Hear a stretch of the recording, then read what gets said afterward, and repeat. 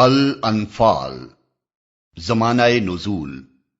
یہ سورہ 2 ہجری میں جنگ بدر کے بعد نازل ہوئی ہے اور اس میں اسلام و کفر کی اس پہلی جنگ پر مفصل تبصرہ کیا گیا ہے۔ جہاں تک سورہ کے مضمون پر غور کرنے سے اندازہ ہوتا ہے، غالباً یہ ایک ہی تقریر ہے جو بیک وقت نازل فرمائی گئی ہوگی، مگر ممکن ہے کہ اس کی بعض آیات جنگ بدر ہی سے پیدا شدہ مسائل کے متعلق بعد میں اتری ہوں اور پھر ان کو سلسلہ تقریر میں مناسب جگہوں پر درج کر کے ایک مسلسل تقریر بنا دیا گیا ہو۔ بہرحال کلام میں کہیں کوئی ایسا جوڑ نظر نہیں آتا جس سے یہ گمان کیا جا سکے کہ یہ الگ الگ 2-3 خطبوں کا مجموعہ ہے۔ تاریخی پس منظر۔ قبل اس کے کہ اس سورہ پر تبصرہ کیا جائے، جنگ بدر اور اس سے تعلق رکھنے والے حالات پر ایک تاریخی نگاہ ڈال لینی چاہیے۔ نبی صلی اللہ علیہ وسلم کی دعوت ابتدائی 10-12 سال میں، جبکہ آپ مکہ معظمہ میں مقیم تھے، اس حیثیت سے اپنی پختگی و استواری ثابت کر چکی تھی کہ ایک طرف اس کی پشت پر ایک بلند سیرت، عالی ظرف اور دانش مند علم بردار موجود تھا جو اپنی شخصیت کا پورا سرمایہ اس کام میں لگا چکا تھا، اور اس کے طرز عمل سے یہ حقیقت پوری طرح نمایاں ہو چکی تھی کہ وہ اس دعوت کو انتہائی کامیابی کی منزل تک پہنچانے کے لیے اٹل ارادہ رکھتا ہے اور اس مقصد کی راہ میں ہر خطرے کو انگیز کرنے اور ہر مشکل کا مقابلہ کرنے کے لیے تیار ہے۔ دوسری طرف اس دعوت میں خود ایسی کشش تھی کہ وہ دلوں اور دماغوں میں سرایت کرتی چلی جا رہی تھی اور جہالت و جاہلیت اور تعصبات کے حصار اس کی راہ روکنے میں ناکام ثابت ہو رہے تھے۔ اسی وجہ سے عرب کے پرانے نظام جاہلی کی حمایت کرنے والے عناصر جو ابتداً اس کو استخفاف کی نظر سے دیکھتے تھے، مکی دور کے آخری زمانے میں اسے ایک سنجیدہ خطرہ سمجھنے لگے تھے اور اپنا پورا زور اسے کچل دینے میں صرف کر دینا چاہتے تھے۔ لیکن اس وقت تک چند حیثیات سے اس دعوت میں بہت کچھ کسر باقی تھی۔ اولاً یہ بات ابھی پوری طرح ثابت نہیں ہوئی تھی کہ اس کو ایسے پیروں کی ایک کافی تعداد بہم پہنچ گئی ہے جو صرف اس کے ماننے والے ہی نہیں ہیں بلکہ اس کے اصولوں کا سچا عشق بھی رکھتے ہیں، اس کو غالب و نافذ کرنے کی سعی میں اپنی ساری قوتیں اور اپنا تمام سرمایہ زندگی کھپا دینے کے لیے تیار ہیں، اور اس کی خاطر اپنی ہر چیز قربان کر دینے کے لیے، دنیا بھر سے لڑ جانے کے لیے، حتیٰ کہ اپنے عزیز ترین رشتوں کو بھی کاٹ پھینکنے کے لیے آمادہ ہیں۔ اگرچہ مکے میں پیروان اسلام نے قریش کے ظلم و ستم برداشت کر کے اپنی صداقت ایمانی اور اسلام کے ساتھ اپنے تعلق کی مضبوطی کا اچھا خاصا ثبوت دے دیا تھا، مگر ابھی یہ ثابت ہونے کے لیے بہت سی آزمائشیں باقی تھیں کہ دعوت اسلامی کو جاں فروش پیروں کا وہ گروہ میسر آ گیا ہے جو اپنے نسب العین کے مقابلے میں کسی چیز کو بھی عزیز تر نہیں رکھتا۔ ثانیاً، اس دعوت کی آواز اگرچہ سارے ملک میں پھیل گئی تھی لیکن اس کے اثرات منتشر تھے، اس کی فراہم کردہ قوت سارے ملک میں پراگندہ تھی، اس کو وہ اجتماعی طاقت بہم نہ پہنچی تھی جو پرانے جمے ہوئے نظام جاہلیت سے فیصلہ کن مقابلہ کرنے کے لیے ضروری تھی۔ ثالثاً، اس دعوت نے زمین میں کسی جگہ بھی جڑ نہیں پکڑی تھی بلکہ ابھی تک وہ صرف ہوا میں سرایت کر رہی تھی۔ ملک کا کوئی خطہ ایسا نہیں تھا جہاں وہ قدم جما کر اپنے موقف کو مضبوط کرتی اور پھر آگے بڑھنے کی سعی کرتی۔ اس وقت تک جو مسلمان جہاں بھی تھا اس کی حیثیت نظام کفر و شرک میں بالکل ایسی تھی جیسی خالی معدے میں کنین کہ معدہ ہر وقت اسے اگل دینے کے لیے زور لگا رہا ہو اور قرار پکڑنے کے لیے اس کو جگہ ہی نہ ملتی ہو۔ رابعاً، اس وقت تک اس دعوت کو عملی زندگی کے معاملات اپنے ہاتھ میں لے کر چلانے کا موقع نہیں ملا تھا، نہ یہ اپنا تمدن قائم کر سکی تھی، نہ اس نے اپنا نظام معیشت و معاشرت اور نظام سیاست مرتب کیا تھا، اور نہ دوسری طاقتوں سے اس کے معاملات صلح و جنگ پیش آئے تھے۔ اس لیے نہ تو ان اخلاقی اصولوں کا مظاہرہ ہو سکا تھا جن پر یہ دعوت زندگی کے پورے نظام کو قائم کرنا اور چلانا چاہتی تھی، اور نہ یہی بات آزمائش کی کسوٹی پر اچھی طرح نمایاں ہوئی تھی کہ اس دعوت کا پیغمبر اور اس کے پیروؤں کا گروہ جس چیز کی طرف دعوت دنیا کو دے رہا ہے اس پر عمل کرنے میں وہ خود کس حد تک راست باز ہے۔ بعد کے واقعات نے وہ مواقع پیدا کر دیے جن سے یہ چاروں یکساں پوری ہو گئیں۔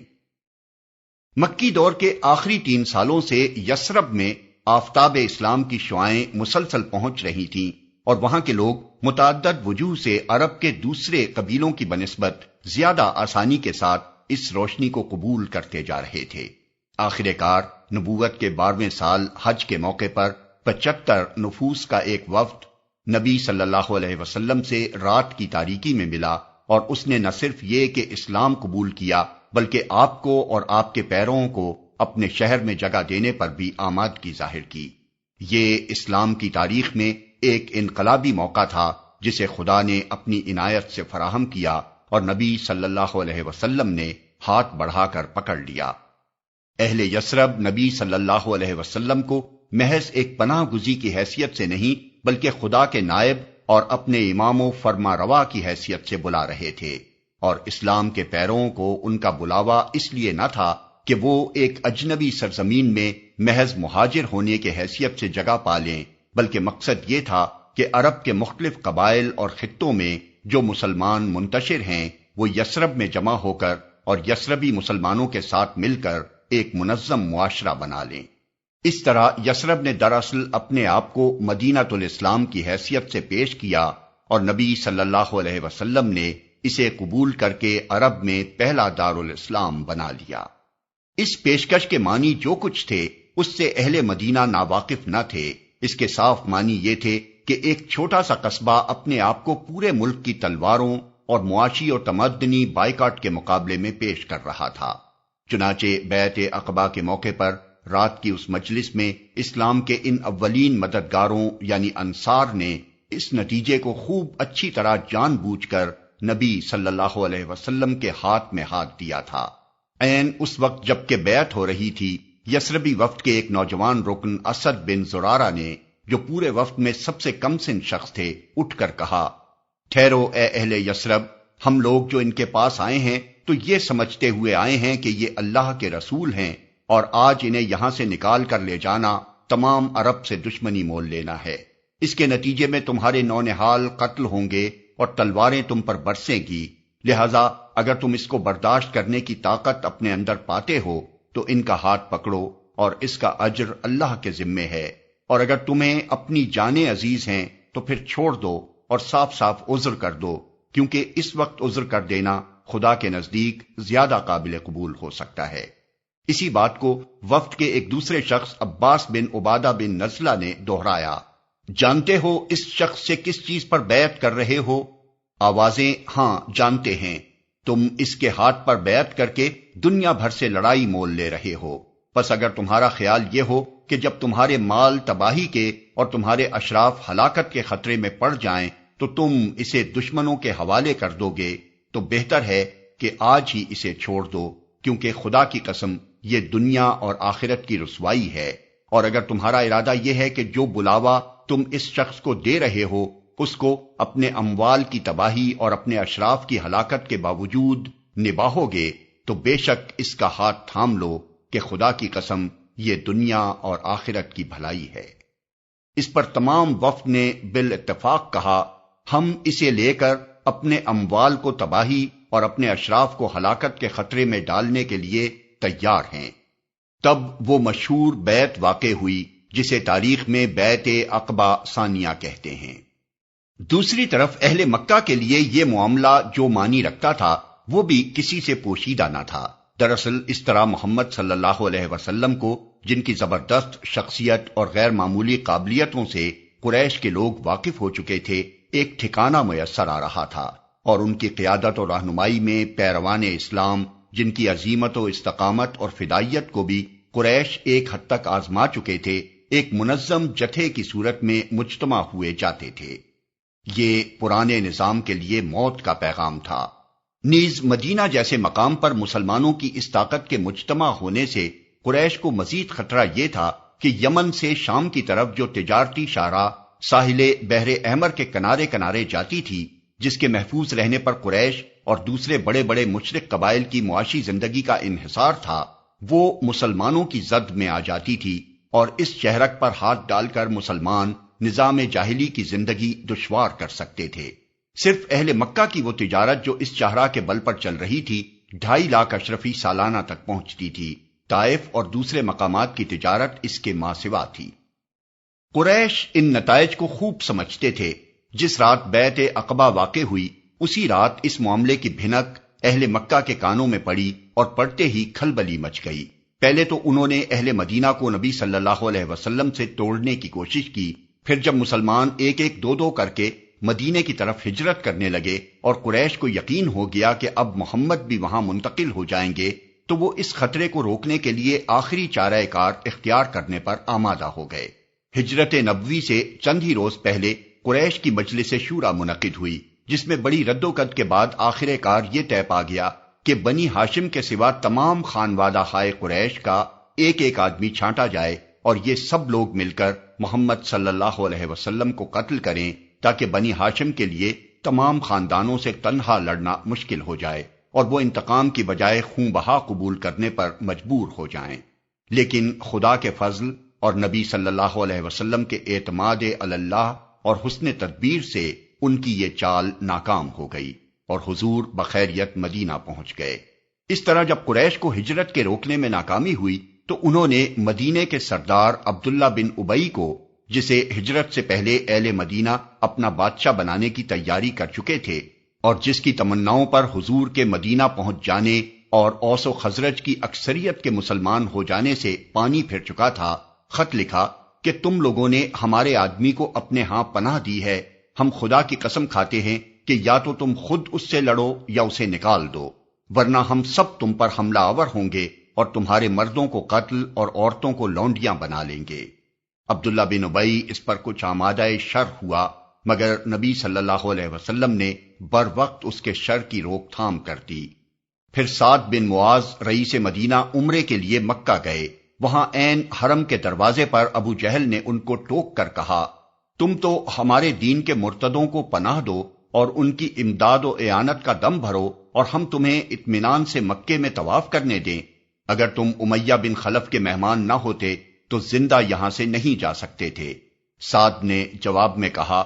بخدا اگر تم نے مجھے اس چیز سے روکا تو میں تمہیں اس چیز سے روک دوں گا جو تمہارے لیے اس سے شدید تر ہے، یعنی مدینہ پر سے تمہاری راہ گزر۔ یہ گویا اہل مکہ کی طرف سے اس بات کا اعلان تھا کہ زیارت بیت اللہ کی راہ مسلمانوں پر بند ہے، اور اس کا جواب اہل مدینہ کی طرف سے یہ تھا کہ شامی تجارت کا راستہ مخالفین اسلام کے لیے پرخطر ہے، اور فی الواقع اس وقت مسلمانوں کے لیے اس کے سوا کوئی تدبیر بھی نہ تھی کہ اس تجارتی شاہراہ پر اپنی گرفت مضبوط کریں، تاکہ قریش اور وہ دوسرے قبائل جن کا مفاد اس راستے سے وابستہ تھا، اسلام اور مسلمانوں کے ساتھ اپنی معاندانہ اور مزاحمانہ پالیسی پر نظر ثانی کرنے کے لیے مجبور ہو جائیں۔ چنانچہ مدینہ پہنچتے ہی نبی صلی اللہ علیہ وسلم نے نوخیز اسلامی سوسائٹی کے ابتدائی نظم و نسق اور اطراف مدینہ کی یہودی آبادیوں کے ساتھ معاملہ طے کرنے کے بعد سب سے پہلے جس چیز پر توجہ منعطف فرمائی وہ اسی شاہراہ کا مسئلہ تھا۔ اس مسئلے میں حضور نے دو اہم تدبیریں اختیار کیں۔ ایک یہ کہ مدینہ اور ساحل بحر احمر کے درمیان اس شاہراہ سے متصل جو قبائل آباد تھے ان کے ساتھ گفت و شنید شروع کی، تاکہ وہ خلیفانہ اتحاد یا کم از کم نا طرفداری کے معاہدے کر لیں۔ چنانچہ اس میں آپ کو پوری کامیابی ہوئی۔ سب سے پہلے جوہینا سے، جو ساحل کے قریب پہاڑی علاقے میں ایک اہم قبیلہ تھا، معاہدہ نا طرفداری طے ہوا۔ پھر 1 ہجری کے آخر میں بنی زمرہ سے، جن کا علاقہ یمبو اور ذوالشیرہ سے متصل تھا، دفاعی معاونت یعنی ڈیفینسو الائنس کی قرارداد ہوئی۔ پھر 2 ہجری کے وسط میں بنی مدلج بھی اس قرارداد میں شریک ہو گئے، کیونکہ وہ بنی زمرہ کے ہمسائے اور حلیف تھے۔ مزید برآں تبلیغ اسلام نے ان قبائل میں اسلام کے حامیوں اور پیروں کا بھی ایک اچھا خاصا عنصر پیدا کر دیا۔ دوسری تدبیر آپ نے یہ اختیار کی کہ قریش کے قافلوں کو دھمکی دینے کے لیے اس شاہراہ پر پہم چھوٹے چھوٹے دستے بھیجنے شروع کیے، اور بعض دستوں کے ساتھ آپ خود بھی تشریف لے گئے۔ پہلے سال اس طرح کے 4 دستے گئے جو مغازی کی کتابوں میں سریہ حمزہ، سریہ عبیدہ بن حارث، سریہ سعد بن ابی وقاص اور غزوۃ الابواء کے نام سے موسوم ہیں۔ اسلامی تاریخ کی اصلاح میں سریہ اس مہم کو کہتے تھے جو نبی صلی اللہ علیہ وسلم کسی صحابی کی قیادت میں بھیجا کرتے تھے، اور غزوہ اس مہم کو کہتے تھے جس کی قیادت حضور خود فرماتے تھے۔ اور دوسرے سال کے ابتدائی مہینوں میں 2 مزید طاقتیں اسی جانب کی گئیں، جن کو اہل مغازی غزوہ بوات اور غزوہ ذوالعشیرہ کے نام سے یاد کرتے ہیں۔ ان تمام مہموں کی 2 خصوصیتیں قابل لحاظ ہیں۔ ایک یہ کہ ان میں سے کسی میں نہ تو کشت و خون ہوا اور نہ کوئی قافلہ لوٹا گیا، جس سے یہ صاف ظاہر ہوتا ہے کہ ان طاقتوں کا اصل مقصود قریش کو ہوا کا رخ بتانا تھا۔ دوسرے یہ کہ ان میں سے کسی طاقت میں بھی حضور نے اہل مدینہ کا کوئی آدمی نہیں لیا، بلکہ تمام دستے خالص مکی مہاجرین ہی سے مرتب فرماتے رہے، تاکہ حتی الامکان یہ کشمکش قریش کے اپنے ہی گھر والوں تک محدود رہے اور دوسرے قبیلوں کے اس میں الجھنے سے آگ پھیل نہ جائے۔ ادھر سے اہل مکہ بھی مدینہ کی طرف غارت گر دستے بھیجتے رہے، چنانچہ انہی میں سے ایک دستے نے کرز بن جابر الفہری کی قیادت میں عین مدینے کے قریب ڈاکہ مارا اور اہل مدینہ کے مویشی لوٹ لیے۔ قریش کی کوشش اس سلسلے میں یہ رہی کہ دوسرے قبیلوں کو بھی اس کشمکش میں الجھا دیں، نیز یہ کہ انہوں نے بات کو محض دھمکی تک محدود نہ رکھا بلکہ لوٹ مار تک نوبت پہنچا دی۔ حالات یہاں تک پہنچ چکے تھے کہ شعبان 2 ہجری فروری یا مارچ 623 عیسوی میں قریش کا ایک بہت بڑا قافلہ، جس کے ساتھ تقریباً 50,000 اشرفی کا مال تھا اور 30-40 سے زیادہ محافظ نہ تھے، شام سے مکے کی طرف پلٹتے ہوئے اس علاقے میں پہنچا جو مدینے کی زد میں تھا۔ چونکہ مال زیادہ تھا، محافظ کم تھے اور سابق حالات کی بنا پر خطرہ قوی تھا کہ کہیں مسلمانوں کا کوئی طاقتور دستہ اس پر چھاپا نہ مار دے، اس لیے سردار قافلہ ابو سفیان نے اس پرخطر علاقے میں پہنچتے ہی ایک آدمی کو مکے کی طرف دوڑا دیا تاکہ وہاں سے مدد لے آئے۔ اس شخص نے مکہ پہنچتے ہی عرب کے قدیم قاعدے کے مطابق اپنے اونٹ کے کان کاٹے، اس کی ناک چیر دی، کجاوے کو الٹ کر رکھ دیا اور اپنا قمیص آگے پیچھے سے پھاڑ کر شور مچانا شروع کر دیا کہ قریش والو، اپنے قافلہ تجارت کی خبر لو، تمہارے مال جو ابو سفیان کے ساتھ ہیں، محمد اپنے آدمی لے کر ان کے درپے ہو گیا ہے، مجھے امید نہیں کہ تم انہیں پا سکو گے، دوڑو دوڑو مدد کے لیے۔ اس پر سارے مکے میں ہیجان برپا ہو گیا۔ قریش کے تمام بڑے بڑے سردار جنگ کے لیے تیار ہو گئے۔ تقریباً 1000 مردان جنگی، جن میں سے 600 زرہ پوش تھے اور جن میں 100 سواروں کا رسالہ بھی شامل تھا، پوری شان و شوکت کے ساتھ لڑنے کے لیے چلے۔ ان کے پیش نظر صرف یہی کام نہ تھا کہ اپنے قافلے کو بچا لائیں، بلکہ وہ اس ارادے سے نکلے تھے کہ اس آئے دن کے خطرے کو ہمیشہ کے لیے ختم کر دیں اور مدینے میں یہ مخالف طاقت جو ابھی نئی نئی مجتمع ہونی شروع ہوئی ہے، اسے کچل ڈالیں اور اس نواح کے قبائل کو اس حد تک مرغوب کر دیں کہ آئندہ کے لیے یہ تجارتی راستہ بالکل محفوظ ہو جائے۔ اب نبی صلی اللہ علیہ وسلم نے، جو حالات سے ہمیشہ باخبر رہتے تھے، محسوس فرمایا کہ فیصلے کی گھڑی آ پہنچی ہے،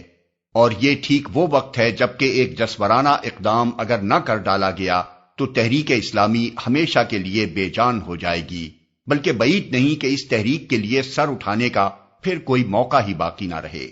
نئے دارالہجرت میں آئے ابھی پورے 2 سال بھی نہیں ہوئے ہیں، مہاجرین بے سر و سامان، انصار ابھی ناآزمودہ، یہودی قبائل برسر مخالفت، خود مدینے میں منافقین و مشرکین کا ایک اچھا خاصا طاقتور عنصر موجود، اور گرد و پیش کے تمام قبائل قریش سے مرعوب بھی اور مذہباً ان کے ہمدرد بھی۔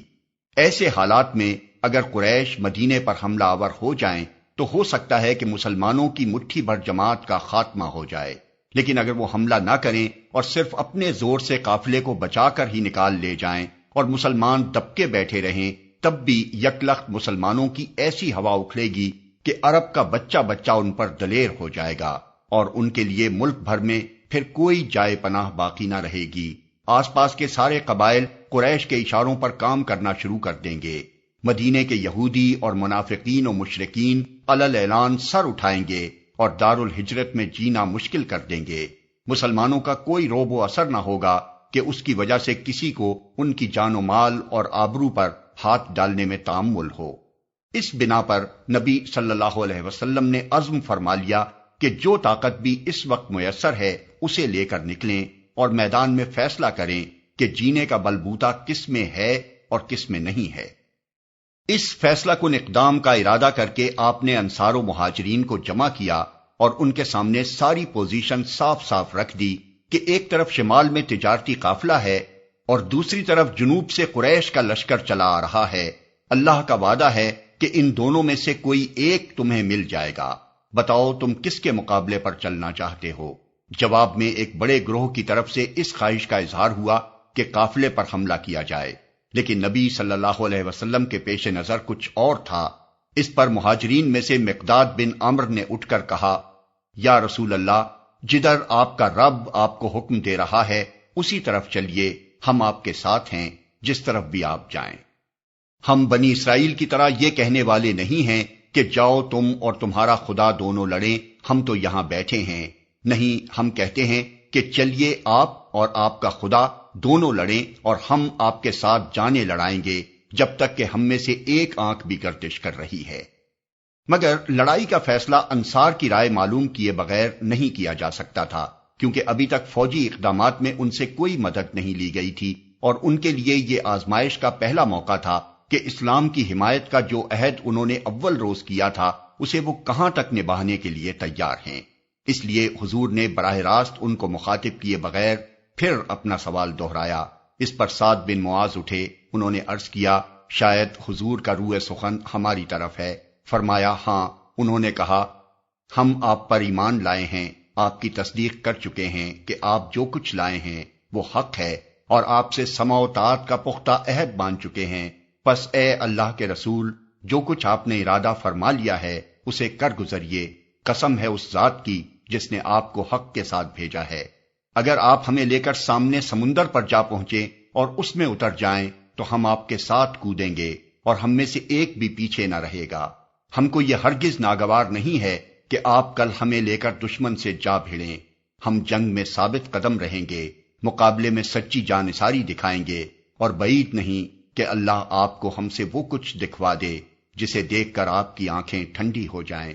پس اللہ کی برکت کے بھروسے پر آپ ہمیں لے چلیں۔ ان تقریروں کے بعد فیصلہ ہو گیا کہ قافلے کی بجائے لشکر قریش ہی کے مقابلے پر چلنا چاہیے، لیکن یہ فیصلہ کوئی معمولی فیصلہ نہ تھا۔ جو لوگ اس تنگ وقت میں لڑائی کے لیے اٹھے تھے ان کی تعداد 300 سے کچھ زائد تھی۔ 86 مہاجر، 61 قبیلہ اوس کے اور 170 قبیلہ خزرج کے، جن میں صرف 2-3 کے پاس گھوڑے تھے، اور باقی آدمیوں کے لیے 70 اونٹوں سے زیادہ نہ تھے، جن پر 3-3 4-4 اشخاص باری باری سے سوار ہوتے تھے۔ سامان جنگ بھی بالکل ناکافی تھا، صرف 60 آدمیوں کے پاس زرہیں تھیں، اسی لیے چند سرفروش فدائیوں کے سوا اکثر آدمی جو اس خطرناک مہم میں شریک تھے دلوں میں سہم رہے تھے، اور انہیں ایسا محسوس ہوتا تھا کہ جانتے بوجھتے موت کے منہ میں جا رہے ہیں۔ مصلحت پرست لوگ جو اگرچہ دائرہ اسلام میں داخل ہو چکے تھے مگر ایسے ایمان کے قائل نہ تھے جس میں جان و مال کا زیاں ہو، اس مہم کو دیوانگی سے تعبیر کر رہے تھے، اور ان کا خیال تھا کہ دینی جذبے نے ان لوگوں کو پاگل بنا دیا ہے۔ مگر نبی اور مومنین صادقین یہ سمجھ چکے تھے کہ یہ وقت جان کی بازی لگانے ہی کا ہے، اس لیے اللہ کے بھروسے پر وہ نکل کھڑے ہوئے، اور انہوں نے سیدھی جنوب مغرب کی راہ لی جدھر سے قریش کا لشکر آ رہا تھا۔ حالانکہ اگر ابتدا میں قافلے کو لوٹنا مقصود ہوتا تو شمال مغرب کی راہ لی جاتی۔ یہاں یہ بات قابل ذکر ہے کہ جنگ بدر کے بیان میں تاریخ و سیرت کے مصنفین نے ان روایات پر اعتماد کر لیا ہے جو حدیث اور مغازی کی کتابوں میں وارد ہوئی ہیں، لیکن ان روایات کا بڑا حصہ قرآن کے خلاف ہے اور قابل اعتماد نہیں ہے۔ محض ایمان ہی کی بنا پر ہم جنگ بدر کے متعلق قرآن کے بیان کو سب سے زیادہ معتبر سمجھنے پر مجبور نہیں ہیں، بلکہ تاریخی حیثیت سے بھی آج اس جنگ کے متعلق اگر کوئی معتبر ترین بیان موجود ہے تو وہ یہی سورہ انفال ہے، کیونکہ یہ لڑائی کے بعد ہی متصلاً نازل ہوئی تھی، اور خود شرکائے جنگ اور مخالف و موافق سب نے اس کو سنا اور پڑھا تھا۔ معاذ اللہ اس میں کوئی ایک بات بھی خلاف واقعہ ہوتی تو ہزاروں زبانیں اس کی تردید کر ڈالتیں۔ 17 رمضان کو بدر کے مقام پر فریقین کا مقابلہ ہوا، جس وقت دونوں لشکر ایک دوسرے کے مقابل ہوئے، اور نبی صلی اللہ علیہ وسلم نے دیکھا کہ 3 کافروں کے مقابلے میں ایک مسلمان ہے، اور وہ بھی پوری طرح مسلح نہیں ہے، تو خدا کے آگے دعا کے لیے ہاتھ پھیلا دیے اور انتہائی خضوع و تضرع کے ساتھ عرض کرنا شروع کیا، خدایا یہ ہیں قریش اپنے سامان غرور کے ساتھ آئے ہیں تاکہ تیرے رسول کو جھوٹا ثابت کریں۔ خداوندا بس اب آ جائے تیری وہ مدد جس کا تو نے مجھ سے وعدہ کیا تھا۔ اے خدا، اگر آج یہ مٹھی بھر جماعت ہلاک ہو گئی تو روئے زمین پر پھر تیری عبادت نہ ہوگی۔ اس معرکہ کارزار میں سب سے زیادہ سخت امتحان مہاجرین مکہ کا تھا، جن کے اپنے بھائی بند سامنے سفارا تھے، کسی کا باپ، کسی کا بیٹا، کسی کا چچا، کسی کا ماموں، کسی کا بھائی اس کی اپنی تلوار کی زد میں آ رہا تھا اور اپنے ہاتھوں اپنے جگر کے ٹکڑے کاٹنے پڑ رہے تھے۔ اس کڑی آزمائش سے صرف وہی لوگ گزر سکتے تھے جنہوں نے پوری سنجیدگی کے ساتھ حق سے رشتہ جوڑا ہو اور جو باطل کے ساتھ سارے رشتے قطع کر ڈالنے پر تل گئے ہوں۔ اور انصار کا امتحان بھی کچھ کم سخت نہ تھا۔ اب تک تو انہوں نے عرب کے طاقتور ترین قبیلے قریش اور اس کے حلیف قبائل کی دشمنی صرف اسی حد تک مول لی تھی کہ ان کے الرغم مسلمانوں کو اپنے ہاں پناہ دے دی تھی، لیکن اب تو وہ اسلام کی حمایت میں ان کے خلاف لڑنے بھی جا رہے تھے، جس کے معنی یہ تھے کہ ایک چھوٹی سی بستی جس کی آبادی چند ہزار نفوس سے زیادہ نہیں ہے، سارے ملک عرب سے لڑائی مول لے رہی ہے۔ یہ جسارت صرف وہی لوگ کر سکتے تھے جو کسی صداقت پر ایسا ایمان لے آئے ہوں کہ اس کی خاطر اپنے ذاتی مفاد کی انہیں ذرہ برابر پرواہ نہ رہی ہو۔ آخر کار ان لوگوں کی صداقت ایمانی خدا کی طرف سے نصرت کا انعام حاصل کرنے میں کامیاب ہو گئی، اور قریش اپنے سارے غرور طاقت کے باوجود ان بے سر و سامان فدائیوں کے ہاتھوں شکست کھا گئے۔ ان کے 70 آدمی مارے گئے، 70 قید ہوئے، اور ان کا سر و سامان غنیمت میں مسلمانوں کے ہاتھ آیا۔ قریش کے بڑے بڑے سردار جو ان کے گلہائے سر سبد اور اسلام کی مخالف تحریک کے روح رواں تھے، اس مارکے میں ختم ہو گئے، اور اس فیصلہ کن فتح نے عرب میں اسلام کو ایک قابل لحاظ طاقت بنا دیا۔ جیسا کہ ایک مغربی محقق نے لکھا ہے، بدر سے پہلے اسلام محض ایک مذہب اور ریاست تھا، مگر بدر کے بعد وہ مذہب ریاست بلکہ خود ریاست بن گیا۔ مباحث: یہ ہے وہ عظیم الشان مارکہ جس پر قرآن کی اس سورہ میں تبصرہ کیا گیا ہے، مگر اس تبصرے کا انداز تمام ان تبصروں سے مختلف ہے جو دنیاوی بادشاہ اپنی فوج کی فتح یابی کے بعد کیا کرتے ہیں۔ اس میں سب سے پہلے ان خامیوں کی نشاندہی کی گئی ہے جو اخلاقی حیثیت سے ابھی مسلمانوں میں باقی تھیں، تاکہ آئندہ اپنی مزید تکمیل کے لیے سعی کریں۔ پھر ان کو بتایا گیا کہ اس فتح میں تائید الہی کا کتنا بڑا حصہ تھا، تاکہ وہ اپنی جرأت و شہامت پر نہ پھولیں بلکہ خدا پر توکل اور خدا و رسول کی اطاعت کا سبق لیں۔ پھر اس اخلاقی مقصد کو واضح کیا گیا ہے جس کے لیے مسلمانوں کو یہ مارکہ حق و باطل برپا کرنا ہے، اور ان اخلاقی صفات کی توضیح کی گئی ہے جن سے اس مارکے میں انہیں کامیابی حاصل ہو سکتی ہے۔ پھر مشرکین اور منافقین اور یہود اور ان لوگوں کو جو جنگ میں قید ہو کر آئے تھے نہایت سبق آموز انداز میں خطاب کیا گیا ہے۔ پھر ان اموال کے متعلق جو جنگ میں ہاتھ آئے تھے مسلمانوں کو ہدایت کی گئی ہے کہ انہیں اپنا مال نہ سمجھیں بلکہ خدا کا مال سمجھیں۔ جو کچھ اللہ اس میں سے ان کا حصہ مقرر کرے اسے شکریہ کے ساتھ قبول کر لیں، اور جو حصہ اللہ اپنے کام اور اپنے غریب بندوں کی امداد کے لیے مقرر کرے اس کو بارضا و رغبت گوارا کر لیں۔ پھر قانون جنگ و صلح کے متعلق وہ اخلاقی ہدایات دی گئی ہیں جن کی توضیح اس مرحلے میں دعوت اسلامی کے داخل ہو جانے کے بعد ضروری تھی، تاکہ مسلمان اپنی صلح و جنگ میں جاہلیت کے طریقوں سے بچیں اور دنیا پر ان کی اخلاقی برتری قائم ہو، اور دنیا کو معلوم ہو جائے کہ اسلام اول روز سے اخلاق پر عملی زندگی کی بنیاد رکھنے کی جو دعوت دے رہا ہے اس کی تعبیر واقعی عملی زندگی میں کیا ہے۔ پھر اسلامی ریاست کے دستوری قانون کی بعض دفعات بیان کی گئی ہیں جن سے دارالاسلام کے مسلمان باشندوں کی آئینی حیثیت ان مسلمانوں سے الگ کر دی گئی ہے جو دارالاسلام کے حدود سے باہر رہتے ہوں۔ بسم اللہ الرحمن الرحیم،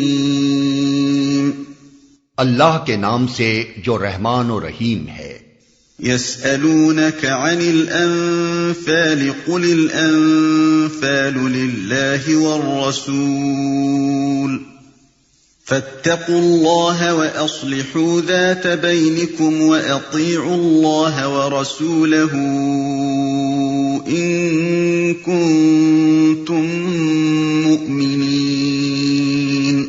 تم سے انفال کے متعلق پوچھتے ہیں، کہو یہ انفال تو اللہ اور اس کے رسول کے ہیں، پس تم لوگ اللہ سے ڈرو اور اپنے آپس کے تعلقات درست کرو اور اللہ اور اس کے رسول کی اطاعت کرو اگر تم مومن ہو۔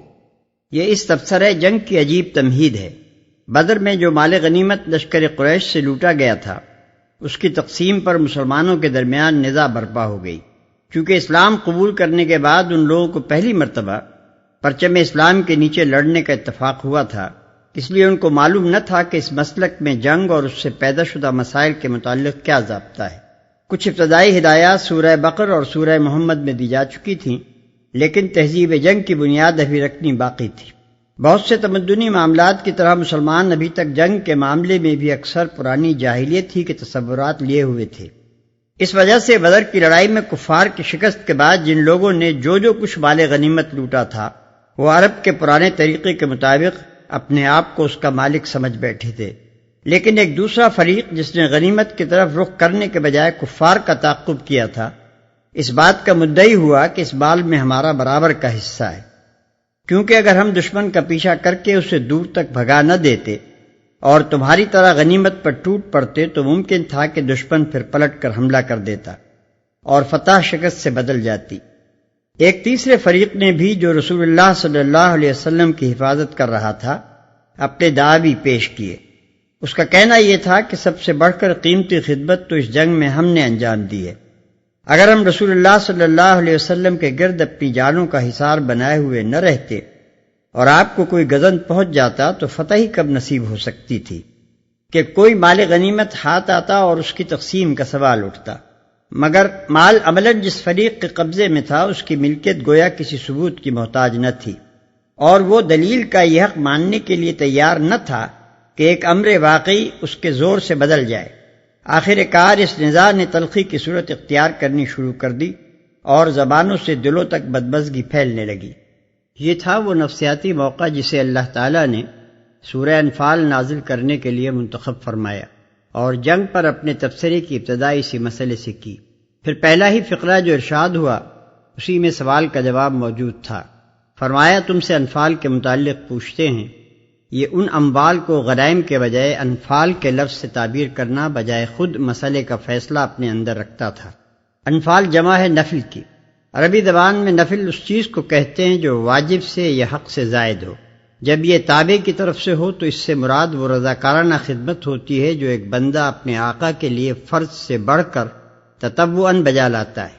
اور جب یہ مطبوع کی طرف سے ہو تو اس سے مراد وہ عطیہ و انعام ہوتا ہے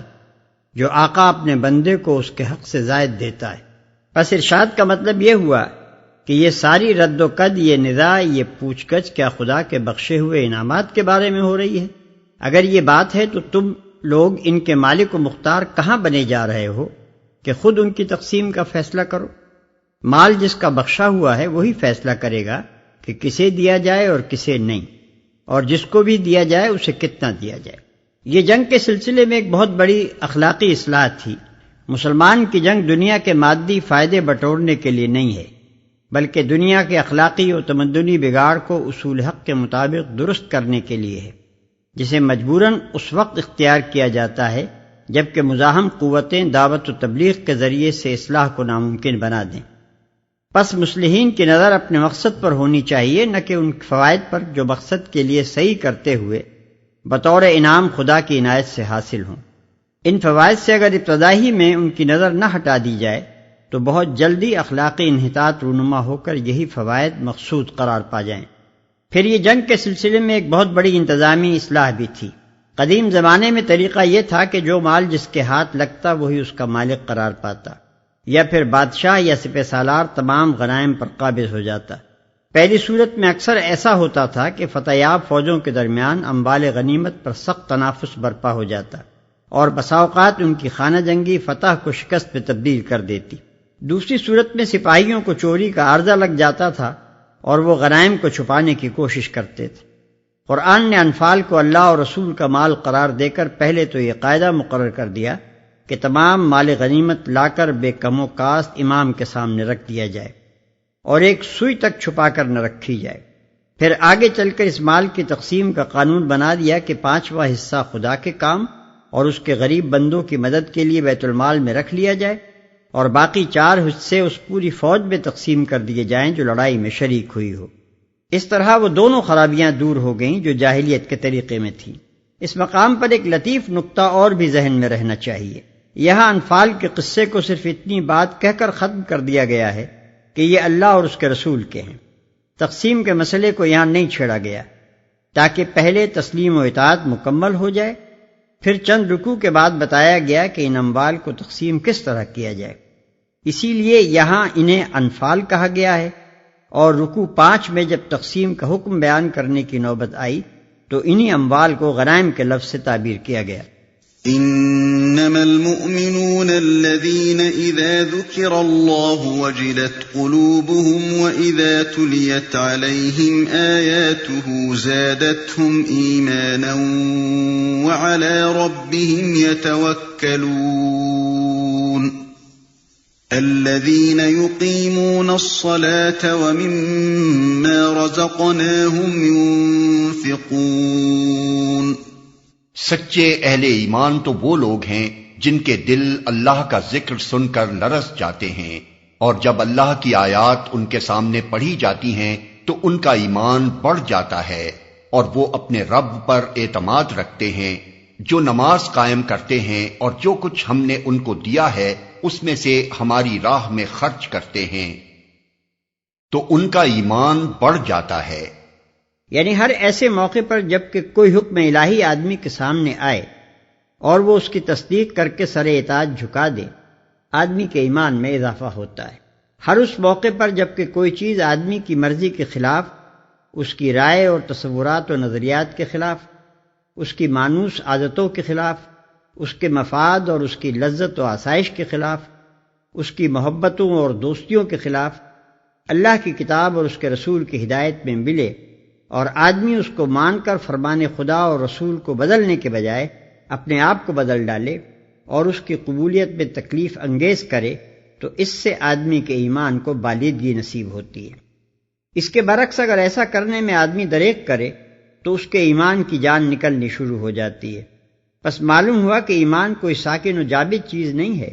اور تصدیق و عدم تصدیق کا بس ایک مرتبہ نہیں ہے کہ اگر آدمی نے نہ مانا تو وہ بس ایک ہی نہ ماننا رہا، اور اگر اس نے مان لیا تو وہ بھی بس ایک ہی مان لینا ہوا۔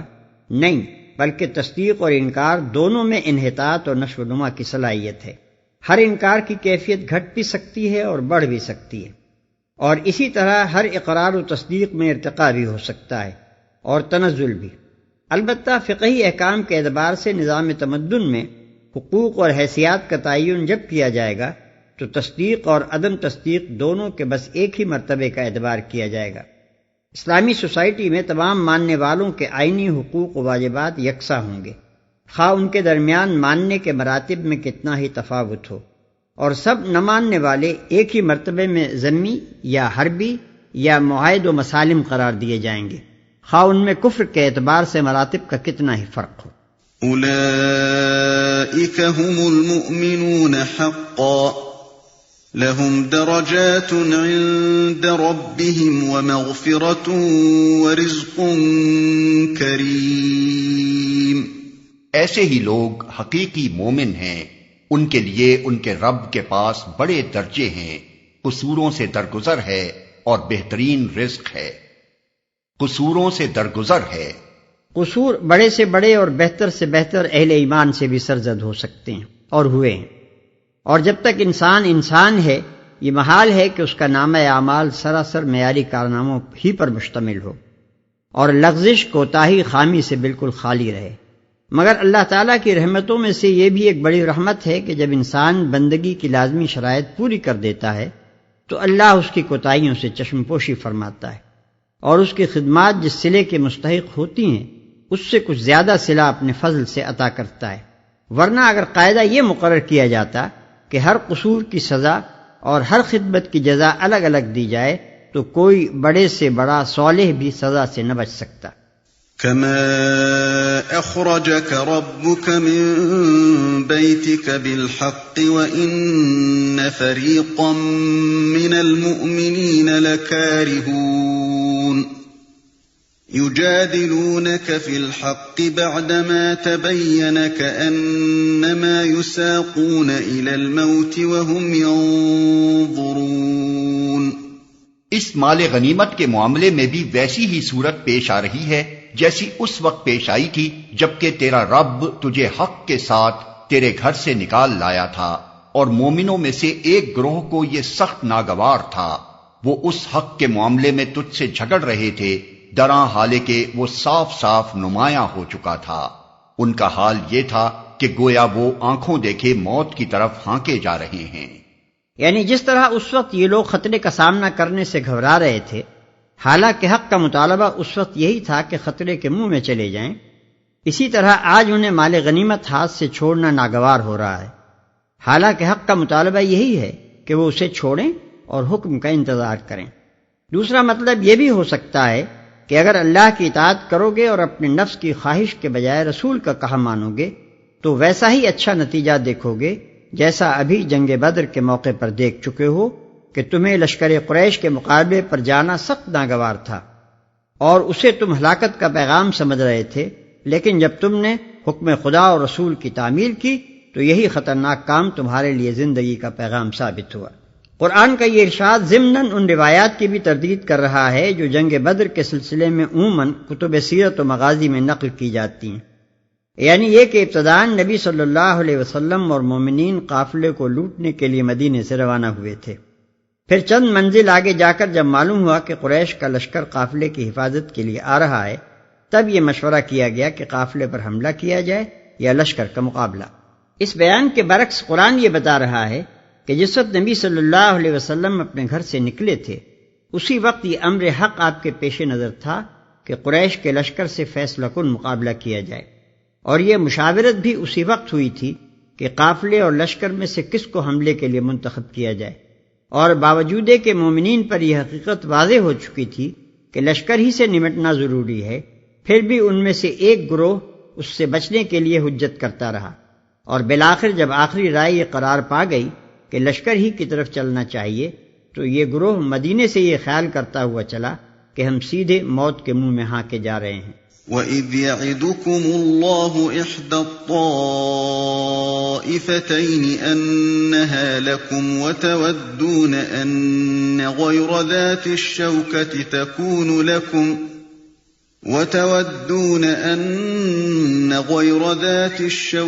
تَكُونُ لَكُمْ وَيُرِيدُ اللَّهُ أَن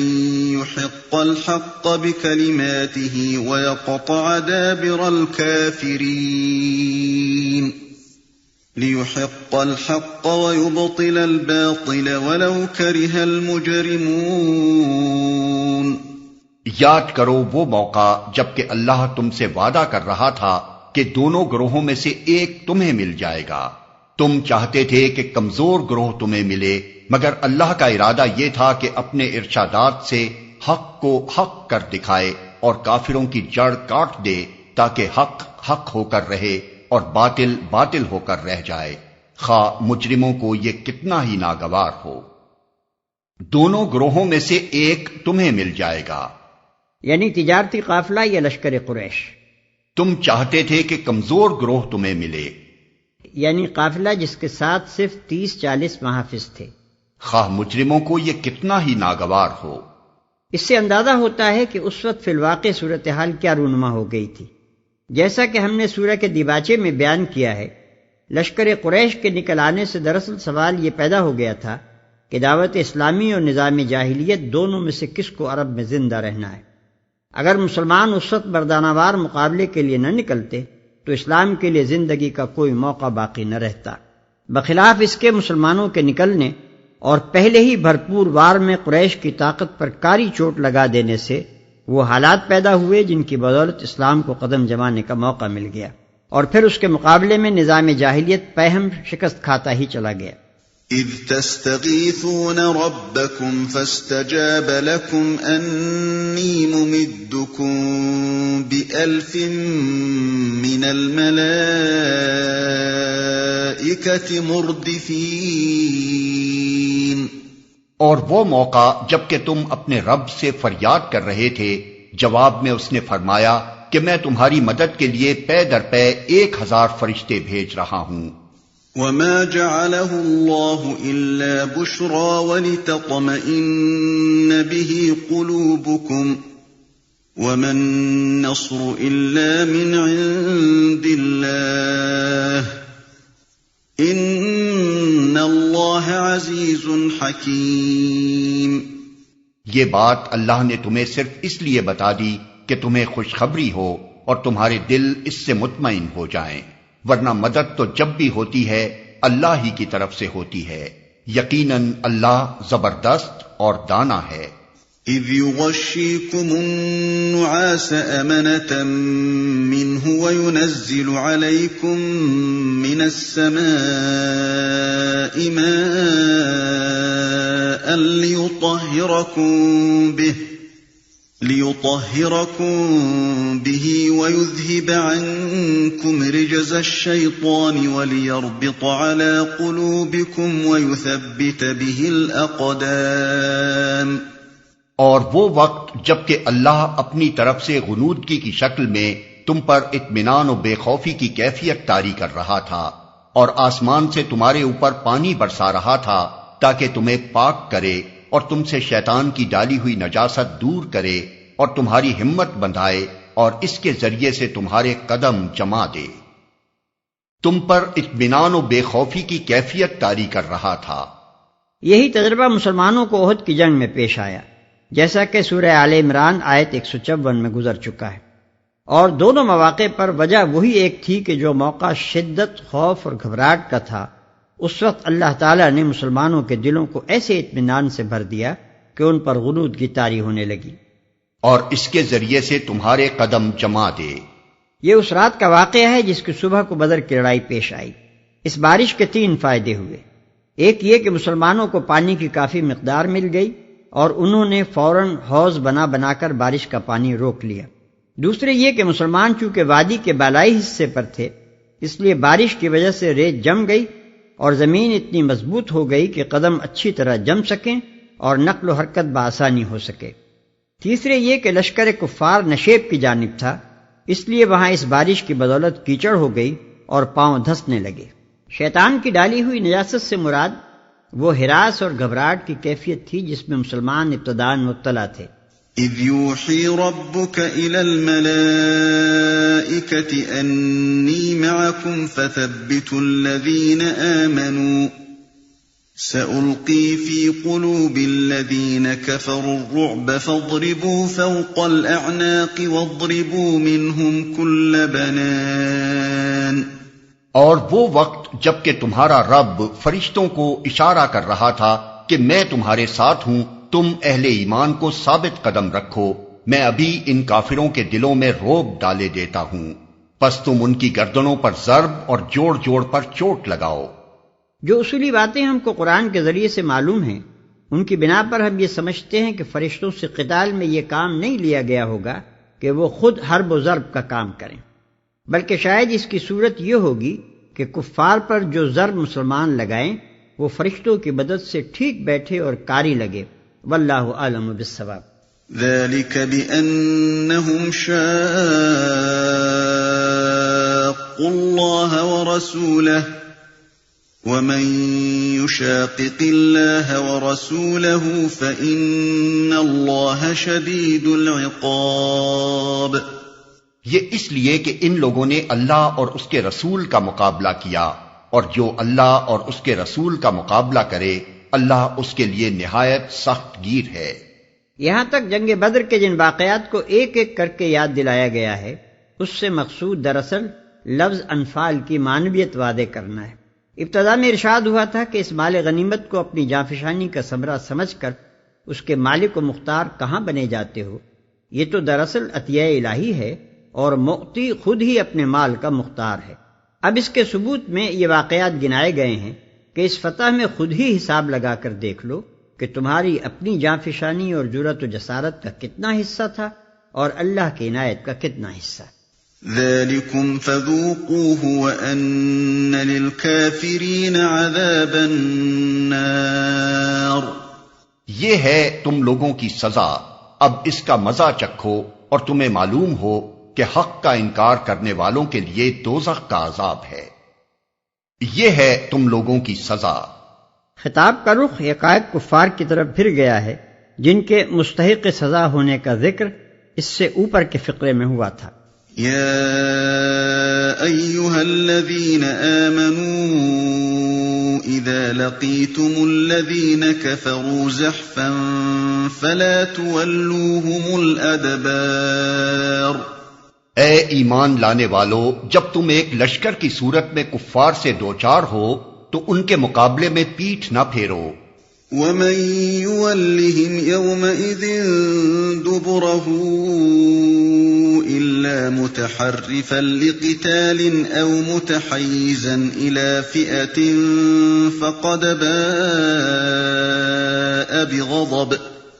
فقد باء بغضب من الله ومأواه جهنم وبئس المصير۔ جس نے ایسے موقع پر پیٹھ پھیری الا یہ کہ جنگی چال کے طور پر ایسا کرے یا کسی دوسری فوج سے جا ملنے کے لیے، تو وہ اللہ کے غضب میں گر جائے گا، اس کا ٹھکانہ جہنم ہوگا اور وہ بہت بری جائے بازگشت ہے۔ دشمن کے شدید دباؤ پر مرتب پسپائی یعنی آرڈرلی ریٹریٹ ناجائز نہیں ہے، جبکہ اس کا مقصود اپنے عقبی مرکز کی طرف پلٹنا یا اپنی ہی فوج کے کسی دوسرے حصے سے جا ملنا ہو۔ البتہ جو چیز حرام کی گئی ہے وہ بھگدڑ یعنی راؤٹ ہے، جو کسی جنگی مقصد کے لیے نہیں بلکہ محض بزدلی و شکست خوردگی کی وجہ سے ہوتی ہے، اور اس لیے ہوا کرتی ہے کہ بھگوڑے آدمی کو اپنے مقصد کے بنسبت جان زیادہ پیاری ہوتی ہے۔ اس فرار کو بڑے گناہوں میں شمار کیا گیا ہے۔ چنانچہ نبی صلی اللہ علیہ وسلم فرماتے ہیں کہ 3 گناہ ایسے ہیں کہ ان کے ساتھ کوئی نیکی فائدہ نہیں دیتی، ایک شرک، دوسرے والدین کی حق تلفی، تیسرے میدان قتال فی سبیل اللہ سے فرار۔ اسی طرح ایک اور حدیث میں آپ نے 7 بڑے گناہوں کا ذکر کیا ہے جو انسان کے لیے تباہ کن اور اس کے انجام اخروی کے لیے غارت گر ہیں۔ ان میں سے ایک یہ گناہ بھی ہے کہ آدمی کفر و اسلام کی جنگ میں کفار کے آگے پیٹھ پھیر کر بھاگے۔ اس فعل کو اتنا بڑا گناہ قرار دینے کی وجہ صرف یہی نہیں ہے کہ یہ ایک بزدلانہ فعل ہے، بلکہ اس کی وجہ یہ ہے کہ ایک شخص کا بھگوڑا پن بسا اوقات ایک پوری پلٹن کو اور ایک پلٹن کا بھگوڑا پن ایک پوری فوج کو بدحواس کر کے بھگا دیتا ہے، اور پھر جب ایک دفعہ کسی فوج میں بھگدڑ پڑ جائے تو کہا نہیں جا سکتا کہ تباہی کس حد پر جا کر ٹھہرے گی۔ اس طرح کی بھگدڑ صرف فوج ہی کے لیے تباہ کن نہیں ہے بلکہ اس ملک کے لیے بھی تباہ کن ہے جس کی فوج ایسی شکست کھائے۔ فَلَمْ تَقْتُلُوهُمْ وَلَكِنَّ اللَّهَ قَتَلَهُمْ وَمَا رَمَيْتَ إِذْ رَمَيْتَ وَلَكِنَّ اللَّهَ رَمَى وَلِيُبْلِيَ الْمُؤْمِنِينَ مِنْهُ بَلَاءً حَسَنًا إِنَّ اللَّهَ سَمِيعٌ عَلِيمٌ۔ پس حقیقت یہ ہے کہ تم نے انہیں قتل نہیں کیا بلکہ اللہ نے ان کو قتل کیا، اور تو نے نہیں پھینکا بلکہ اللہ نے پھینکا، اور مومنوں کے ہاتھ جو اس کام میں استعمال کیے گئے تو یہ اس لیے تھا کہ اللہ مومنوں کو ایک بہترین آزمائش سے کامیابی کے ساتھ گزار دے۔ یقیناً اللہ سننے اور جاننے والا ہے۔ بلکہ اللہ نے پھینکا۔ معرکہ بدر میں جب مسلمانوں اور کفار کے لشکر ایک دوسرے کے مقابل ہوئے اور عام زد و خورد کا موقع آ گیا تو حضور صلی اللہ علیہ وسلم نے مٹھی بھر ریت ہاتھ میں لے کر شاہت الوجوہ کہتے ہوئے کفار کی طرف پھینکی، اور اس کے ساتھ ہی آپ کے اشارے سے مسلمان یکبارگی کفار پر حملہ آور ہوئے۔ اسی واقعے کی طرف اشارہ ہے۔ ذَلِكُمْ وَأَنَّ اللَّهَ مُوهِنُ كَيْدِ الْكَافِرِينَ۔ یہ معاملہ تو تمہارے ساتھ ہے، اور کافروں کے ساتھ معاملہ یہ ہے کہ اللہ ان کی چالوں کو کمزور کرنے والا ہے۔ ان تستفتحوا فقد جاءكم الفتح وان تنتهوا فهو خير لكم وَإِن تَعُودُوا نَعُدْ وَلَن تُغْنِيَ عَنكُمْ فِئَتُكُمْ شَيْئًا وَلَوْ كَثُرَتْ وَأَنَّ اللَّهَ مَعَ الْمُؤْمِنِينَ۔ ان کافروں سے کہہ دو اگر تم فیصلہ چاہتے تھے تو لو فیصلہ تمہارے سامنے آ گیا، اب باز آ جاؤ تو تمہارے ہی لیے بہتر ہے، ورنہ پھر پلٹ کر اسی حماقت کا اعادہ کرو گے تو ہم بھی اسی سزا کا اعادہ کریں گے، اور تمہاری جمعیت خواہ وہ کتنی ہی زیادہ ہو تمہارے کچھ کام نہ آ سکے گی۔ اللہ مومنوں کے ساتھ ہے۔ فیصلہ تمہارے سامنے آ گیا۔ مکہ سے روانہ ہوتے وقت مشرکین نے کعبے کے پردے پکڑ کر دعا مانگی تھی کہ خدایا دونوں گروہوں میں سے جو بہتر ہے اس کو فتح عطا کر، اور ابو جہل نے خاص طور پر کہا تھا کہ خدایا ہم میں سے جو برسر حق ہو اسے فتح دے، اور جو برسر ظلم ہو اسے رسوا کر دے۔ چنانچہ اللہ تعالیٰ نے ان کی منہ مانگی دعائیں حرف بحرف پوری کر دیں، اور فیصلہ کر کے بتا دیا کہ دونوں میں سے کون اچھا اور برسر حق ہے۔